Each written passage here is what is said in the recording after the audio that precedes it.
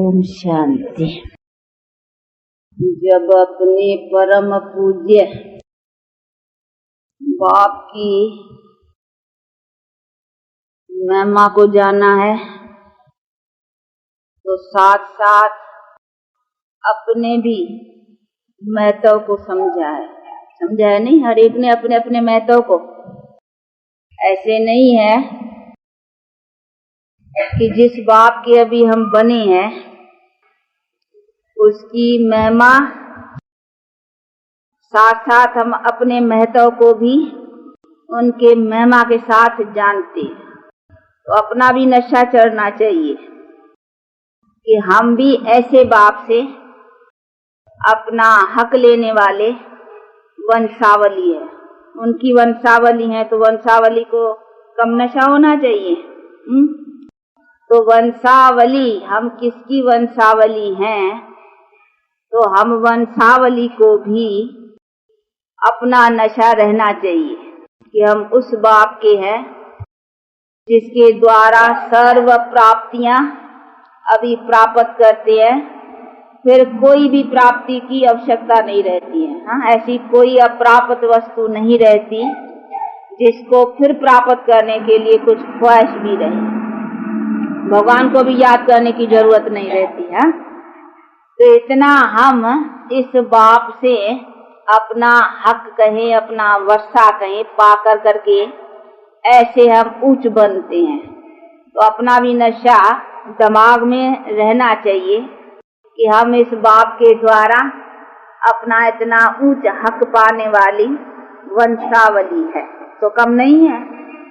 सब जितनी भी वंशावलियां है, जितनी भी होती आई है, उनमें सब में अभी हम ऊंच है, क्योंकि ऊंचे थे ऊंच भगवान की हम वंशावली, तो हम भी तो ऊंच हो गए ना। तो ऊंचे थे ऊंच भगवान सिर्फ नहीं बैठ के महिमा गानी या सुननी है, लेकिन साथ साथ अपनी भी महत्व को समझना है। लेकिन महत्व समझने के पहले अपने को देखना भी है कि बरोबर हम उनके फरमान और आज्ञाओं के ऊपर पालन करने वाले हैं, तभी तो नशा चढ़ेगा ना। अगर हम प्रैक्टिकली जो बाप का फरमान है और जो उसकी आज्ञाएं हैं उनका पालन करते रहते होंगे तो नशा बैठेगा, और वंशावली कहने का भी हक भी तभी रहेगा। बाकी ऐसे ही नहीं है कि खाली यहाँ बैठे तो बस हो गए, नहीं, प्रैक्टिकल चाहिए ना। हमें सच्चे बादशाह के सच्ची बच्चे, तो फिर हमारी प्रैक्टिकल जीवन भी उनके फरमान और आज्ञा के अनुसार प्रैक्टिकल चाहिए। तो प्रैक्टिकल जो होंगे उन्हों को अंदर से लगेगा और नशा भी उन्हों को बैठेगा कि सच सच हम उस बाप के अभी सच्चे हैं, उनके पूरे फरमान और आज्ञाओं के ऊपर चल रहे। तो ये तो हर एक की दिल की शायदी हर एक को अपने से आती होंगी, और हर एक को अपने से पूछना है, लगती है कि बरोबर जो बाप की फरमान और आज्ञाएं हैं उनके ऊपर हम पूरा पूरा अटेंशन दे करके अपनी पैरवी करने का पूरा प्रयत्न रख रहे हैं, और रखना चाहिए। और ऐसी भी नहीं है कोई डिफिकल्ट है, कोई मुश्किल है, बहुत मुश्किल क्या है बताओ। क्या कहता है, कोई मुसीबत की बातें थोड़ी कहता है। उनका महिमा ही है मुश्किल को आसान करने वाला, ऐसे गाते थे नहीं भक्ति मार्ग में, कि जबकि वो मुश्किल को आसान करने वाला है तो फिर वो क्या हमको मुश्किल देगा कि मुश्किल ऐसे करो। कोई मुश्किल बात नहीं है, बिल्कुल आसान और कमल फूल समान। यही है बाप जो हमको घर गृहस्थ में रहते कमल फूल समान रह करके और अपना हम इतना उच्च स्टेटस बनाए, उसकी बैठ करके युक्ति बतलाती। ऐसी किसने नहीं बतलाई, बताई। जो भी मार्ग बतलाने वाले हैं, देखो सन्यास मार्ग है तो भी घर बार छोड़ने की बात रही, लेकिन इसमें तो कोई ऐसी बात नहीं है। इसमें हमको कंप्लीट भी बनाते हैं बाप, और फिर सहजी सहज कुछ छोड़ने का नहीं है। बाकी छोड़ना, गंदगी छोड़ना, कोई छोड़ना थोड़ी कहा जाता है। पांचों विकारों को छोड़ना, गंदगी छोड़ना, तो गंद कचरा तो घर से निकाला जाता है नहीं। रोज सफाई नहीं करते हो घर की? कचरा निकालते हो, घर का कचरा गंद जो होता है साफ सुफ करना। उनको थोड़ी कहेंगे कि ये चीज हमने बहुत कोई अच्छी खोई या हमने कोई छोड़ी, उनको छोड़ना तो कहेंगे नहीं। तो ये भी तो एक्स्ट्रा चीज हमारे में गंदगी आई हुई है ना। तो अगर बाप भी कहते हैं हमको निकालने के लिए अथवा छुटकारा पाने के लिए, तो कोई हमारी काम की चीज या कोई हमारी कोई ऐसी चीज है जिसके बिना हमारा गुजारा नहीं हो सकता है, ऐसी तो बातें है ही नहीं। ये तो एक्स्ट्रा आई थी नहीं। हम बड़े स्वच्छ थे और ये चीजें हमारे में थी नहीं। ऐसे नहीं कहेंगे कि ये अनादि थे, सदा से चले आए, आज कैसे छूटेंगे, ऐसे भी नहीं कोई सोचे। कहीं सोचते हैं कि ये तो सदा से, ये तो देवताओं में भी चली आई, तो आज कैसे छूटेंगी। पर तो ये बड़ी मूर्खता हो जाएंगी अगर कोई अभी भी ऐसे समझते हैं तो। ऐसा नहीं था। ये हमारे जीवन में, मनुष्य जीवन में जिन्हों का नाम देवता था, देवता कोई खास तो नहीं थे ना, हम ही मनुष्य थे। कोई 3 आंखें वाले या 18 भुजाएं वाले मनुष्य नहीं थे जिन्हों को देवता कहने में आता था। नहीं, हम ही मनुष्य देवता कहलाते तक जब ये प्रकृति नहीं थी। स्वच्छ थे हम, स्वच्छ थे तो देवता कहलाते थे, अभी स्वच्छ नहीं तो असुर कहलाते हैं। बस फर्क है नहीं इसी का। तो ये तो एक्स्ट्रा चीज आई नहीं हमारे में, तो आई अभी उसी को निकालना है। तो कोई काम की चीज नहीं निकालते हैं, कोई काम की चीज छोड़ते नहीं है ना। बाप का फरमान कोई काम के चीज के छोड़ने की है, वो तो कहते हैं घर गृहस्थ, ये तो अनादि है। घर गृहस्थ में तो देवताएं भी थे, वो तो मैं छुड़ाता भी नहीं हूँ। अगर छुड़ाता हूँ तो उसमें जो गंद कचरा आया ना, उसकी मैं स्वच्छता ले आने के लिए फरमान करता। ये गंद कचरा एक्स्ट्रा है, इसी से तुम्हारा घर गृहस्थ ही बिगड़ा है। नहीं तो तुम्हारा घर गृहस्थ तो बहुत अच्छा था। उन्हीं का नाम गृहस्थ था, उनका नाम ही गृहस्थ व्यवहार प्रवृत्ति जिसका नाम था। तो प्रवृत्ति में पवित्रता थी, तभी प्रवृत्ति नाम था। अभी प्रवृत्ति थोड़ी है, ऐसी प्रवृत्ति तो जानवर भी चलाते हैं। बच्चे पैदा करना, उसको खिलाना पिलाना, बिजनेस धंधा करना, वो चिड़िया नहीं करती हैं।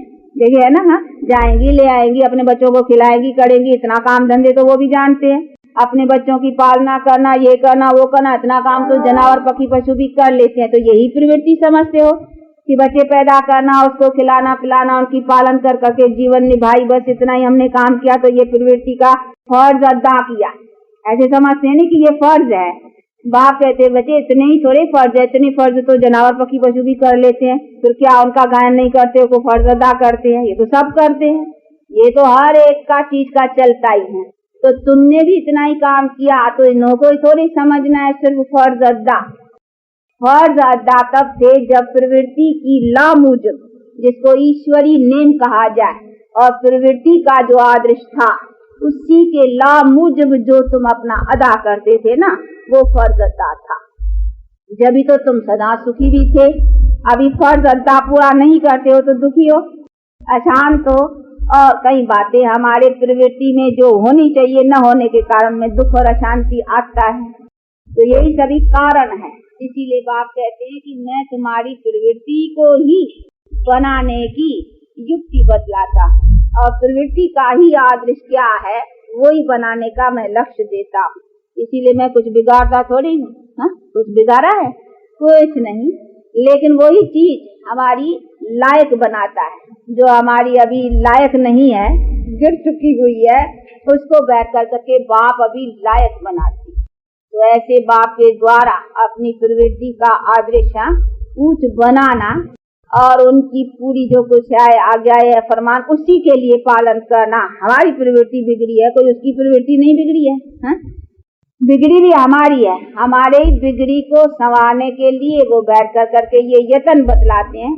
इसीलिए कहते आप अपने को बनाने के लिए क्यों नहीं कोशिश रखते हो? बिगड़ी भी आपकी है, मैं तो और आया हुआ हूँ तुम्हारी बनाने के लिए। कोई मेरा तो कुछ नहीं बिगड़ा है, मेरे में तो कोई फर्क नहीं पड़ता है। न मैं बिगड़ी में आता हूँ, न संवरी में मुझे आना है। बिगड़ा भी तेरा है, संवरना भी तेरा ही है, और मैं हूँ संवारने वाला। इसीलिए तुझे जो बिगड़ी है जिसकी, वो अपने संवारने के लिए क्यों नहीं ये उचित पुरुषार्थ करते हैं? तो करना चाहिए ना। और बड़ी सहज बातें हैं, इसीलिए ऐसी सहज बातों को अच्छी तरह से प्रैक्टिकल में लाने के लिए पूरा चलना चाहिए। बाकी इतना ही समझना कि बस हमने बच्चे पैदा किया, उनको खिलाया पिलाया, लायक किया, शादी कराया, फलाना कराया, उनको लायक लगाए, बस ये तो सबके लग जाते हैं। हाँ? जनावर पक्षी पशु सब लग जाते हैं, तो ये कोई फर्ज अदा थोड़ी है। इसमें अपना मान या इसी में अपना समझना कि हम बहुत कुछ कर लिया, हमने सब कुछ अदा किया या हमने सब कुछ गृहस्थ की पालना पूरी की, इन्हीं को थोड़ी कहा जाता है। नहीं, वो तो तभी थी जब उनमें कोई भी ऐसी दुख और अशांति की या कोई भी हमारी जो ईश्वरीय नियम के मुताबिक हमारे में पूर्ण होना चाहिए, उन्हीं में कोई ऐसी बातें नहीं होती। इसीलिए बाप कहते थे वो चीज बनाने के लिए अभी मैं प्रयत्न बतलाता। तो मैंने कंप्लीट जो तुमको बनाया, तुम्हारी प्रवृत्ति अथवा तुम्हारा गृहस्थ व्यवहार जिसको कहा जाता है, वो जो मैंने आदर्श रूप में पूर्ण बनाया था, वो कैसे बनाया था उसकी व्याख्या करके अभी ये शिक्षा दे रहे हैं और उसी को ही बनाना है। तब हम भी अपने प्रवृत्ति में पूर्ण सेटिस्फाई रहेंगे। अभी सेटिस्फाई नहीं है ना, है कोई ना कोई बातों की अशांति और दुख आता ही है। इसीलिए बाप कहते हैं कंप्लीट, यथा राजा रानी तथा प्रजा, सब सारे संसार में तथा आदि भी, जनावर पक्षी पशु किसका भी हम दुख कभी न सुने न देखे। ऐसा संसार मैं बनाता हूँ और ऐसे संसार में तुम सदा सुखी कैसे रहो, उन्हीं की मैं व्याख्या करके ये यत्न दे रहा हूँ। तो ये लगता है ना कुछ आता है नहीं ख्याल में अच्छी तरह से, भूलते तो नहीं हो, ऐसे तो नहीं क्या अभी तक किन्हों को कोई संशय हो ऐसी बातों में, तो ये इम्पॉसिबल है। जैसे जैसे कई समझते हैं कि ये तो कभी ऐसा संसार दुनिया हो ही नहीं सकती है जिसमें पूर्ण सदा के लिए सुख हो, ऐसे कई समझते हैं कि ये इम्पॉसिबल है। लेकिन इम्पॉसिबल अगर है तो फिर ऐसी आश हम क्यों रखते आते हैं कि हम सदा सुखी हैं? फिर तो समझना चाहिए आश भी फजूल है। जो चीज इम्पॉसिबल है, कभी हुई नहीं है, तो फिर आज भी हम होने के लिए ऐसी आश क्यों रखते हैं? इतने बेचारे माथाकुटी करते नहीं है, दुनिया के इतने नेताएं, दुनिया के इतने बड़े बड़े ये सब इतनी माथाकुटी करते चले जा रहे हैं, तो उसी आश में जा रहे हैं नहीं, कि विश्व की शांति हो, विश्व पर सुख हो, विश्व पर सब कुछ अच्छी तरह से हो, सब खाने पीने रहने चलने में सब में सुखी हो। ये सब प्रयत्न काय के लिए? इसी के प्रयत्नों में ही सब चले जा रहे हैं। लेकिन कभी तो कंप्लीट भी होनी चाहिए ना, कि खाली करते करते ही चले जाने, यही दुनिया होती है। कभी दुनिया कंप्लीट भी होनी चाहिए जिसमें हमको फिर इन बातों के यत्न करने की आवश्यकता ही न हो। ऐसी भी कभी दुनिया की स्टेज होनी चाहिए ना। तो बाप कहते हैं है, ऐसे नहीं कहेंगे नहीं है। इन्हीं का नाम हेवन, इन्हीं का नाम स्वर्ग, सभी भाषाओं में कहते हैं ना। हेवन कहते हैं, स्वर्ग कहते हैं, विश्व कहते हैं, सभी भाषाएं वाले अपने अपने नाम में कहते हैं। तो चीज है जरूर कोई, लेकिन कभी कैसे किसने बनाई, किस तरह से बनती है, वो अभी अपन जानते और उसका प्रैक्टिकल अभी अनुभव करते जा रहे हैं और उसी के लिए अपना पुरुषार्थ है। तो नई बात है नहीं, भले सब कहते आते हैं उसी के भेंट में नहीं है, लेकिन वो प्रैक्टिकल चीज किसी ने नहीं बनाई, इसीलिए कहते हैं अभी ये बनाने वाला स्वयं सर्व समर्थ बाप आया हुआ है।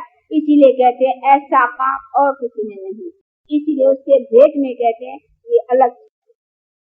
ऐसे मत समझो जो दुनिया काम करती आई है या दुनिया में जो कई करते आए हैं ये भी उन्हीं में से ही है, कि ऐसा ख्याल न करे कोई। ये बिल्कुल नई बात है और नया बनाने वाला वो आया ही अभी है बनाने के लिए, आया ही नहीं था इससे पहले कभी बनाने के लिए। आया था तो इसी टाइम पर कल्प पहले ही आया था, और ऐसे ही उसने जब आता है तब ऐसे ही बनाता है, उनका और कोई तरीका है ही नहीं। इसीलिए कहते मैं जब जब आता हूँ तब तब ऐसा ही बनाता हूँ, मेरे बनाने का तरीका यही है। और इसी तरीके के कारण ही मेरा ये तरीका गुप्त रहता है, क्योंकि गुप्त है ना, अभी बनाते प्रैक्टिकल भी कोई जान नहीं सकते। और मैं जब आता हूँ तभी ऐसा ही काम करता हूँ, इसीलिए मेरा ये काम का पार्ट ही गुप्त रहता है। इसीलिए कोई शास्त्रकार भी इस चीज को प्रैक्टिकल में कैसे रखे और क्या करे उनमें आती नहीं है। तो फिर जो शास्त्र पढ़ते हैं ना, तो वो भी ऐसे पढ़ते आते हैं, तो प्रैक्टिकल तो चीज को जानते ही नहीं है कोई, कि मैंने प्रैक्टिकल कैसे चीज बनाई, वो तो मैं नहीं बनाई, मैं नहीं देखी, मैं नहीं समझी, मेरे पास ही रहे, इसलिए और कोई इस चीज को जानते ही नहीं। तो ऐसे ही बनाते हैं, उनका और कोई नमूना नहीं है। क्या नमूना हो सकता है? बनाना मनुष्य को है, उनको खुद अपने को नहीं बनाना है, बनाना हमको है, हमारे लिए ही उनको इतना तरीके सब लेने पड़ते हैं, इसीलिए उनको तरीका लेना है हमारे को बनाने के लिए। तो हमारे नमूने से बनाएंगे ना, अपने नमूने सर्वसमर्थ है तो अपने शक्ति या अपने तरीके से थोड़ी बनाएंगे हमारे ही तरीके से, क्योंकि हमको कर्मों से बनना है, इसीलिए उनको हमारे नमूने से बनाना कि कैसे मनुष्य कैसे बनता है, तो हमारे नमूने, क्योंकि हम तो कर्म के आधार पर बनने वाली चीज है, हम दूसरी तरह से बन ही नहीं सकते, ऊपर से ऐसे ही बन के आए या कहाँ से कैसे ही बन जाए, नहीं, हमारा नमूना ही ऐसा बनने का है कर्मों से, क्योंकि हम कर्म क्षेत्र पर आने वाली आत्माएं जो जीव के साथ संबंध रखती हैं, जीव आत्माएं वो बनती कर्मों से, बिगड़ती भी कर्म से है, बनती भी कर्म से, हमारा है ही कर्म का चक्कर। इसीलिए हमको कर्म में चक्कर में आने वाली आत्माओं अथवा जीव आत्माओं को बनाने के लिए उसको उसी नमूने से बनाना पड़ेगा, और तो कोई तरीका नहीं। इसीलिए कहते हैं यही नमूना है मेरा और यही तरीका है और कोई है ही नहीं, और उसी में जो जानते हैं, जो समझते हैं, जो मेरे द्वारा बनते हैं, वही बन करके अपना सौभाग्य लेने वाले हो ना, सौभाग्य। हाँ, भूलते तो नहीं हो ना, देखना यहाँ तो हाँ हाँ करते हो, फिर यहाँ से थोड़ा ही जूता बाहर पाने के ना, बस वहाँ तक वो नशा गिरने लग जाएगा, सीढ़ी की जितनी वो उतरते जाएंगे, वो नशा भी इतना उतरते जाएंगे। हाँ, ऐसा होता है बहुतों का, तभी बतलाते हैं, ऐसे नहीं कहते हैं खास कोई किसी के लिए, लेकिन ऐसा होता है। जहाँ बैठते हैं सुनते हैं तब तो जरा पारा चढ़ता है, फिर पारा उतरता भी जल्दी है, परंतु ऐसा होना नहीं चाहिए। होता है, क्यों होता है? क्यों ये माया का भी थोड़ा है ना, अभी तो माया के बीच में बैठे, इसीलिए माया जरा वो पारा चढ़ा रहने में जरा अपोजिशन करती है, और करना उनका भी फर्ज है जरूर। वो न करे तो फिर युद्ध का कैसी गाई जाए, हमारी भी युद्ध है ना, किसी के साथ तो लड़ाई, हम किसके साथ हैं, वो भी हमारी अपोजिशन तो जरूर होंगी, लेकिन उसका मतलब होंगी तो हम हारते ही रहे, ये भी बात नहीं है ना।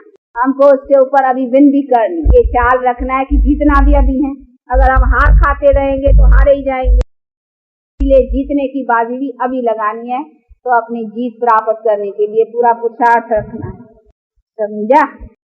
इसलिए ऐसा यत्न करते, हिम्मत रखते, कुछ भी आए विघ्न उन्हीं की कोई परवाह न करते, अपना चलते चलना, एक भरोसा एक बल गया हुआ है ना, इसीलिए अपना ऐसी रफ्तार से चलते चलने में ही कल्याण।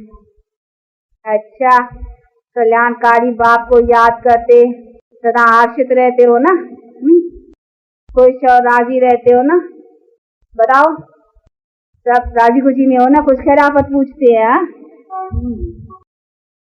अच्छा, बॉम्बे की फुलवारी, ये तो हमारे लखनऊ के है।